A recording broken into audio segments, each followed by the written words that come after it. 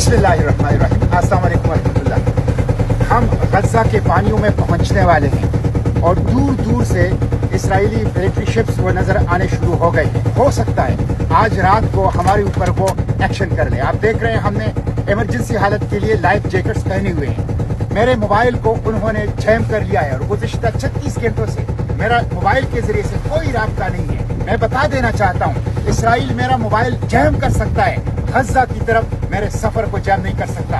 ये मोबाइल अब सिर्फ एक खिलौना बन गया है। मैं इसको फेंक देता हूँ समंदर के अंदर, लेकिन मैं गज़ा की तरफ सफर जारी रखूंगा। मोबाइल के बगैर भी गज़ा की तरफ मेरा सफर जारी रहेगा।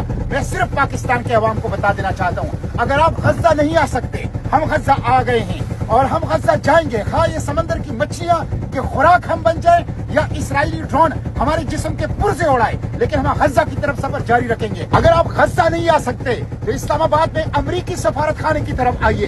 मैं सियासी जमातों से, दीनी जमातों से, पॉलिटिकल लीडरशिप है, इंसानी हुकूक की तंजीमों से कहता हूँ, अमरीका फाइनेंसर है, अमरीका कातिल है। अमरीका ने ओपन एंडेड अमन मुनज़्ज़म धरना दीजिए, ये आपका कानूनी हक है। ये वो कम से कम काम है, कम से कम फर्ज है जो आपको अदा करना चाहिए।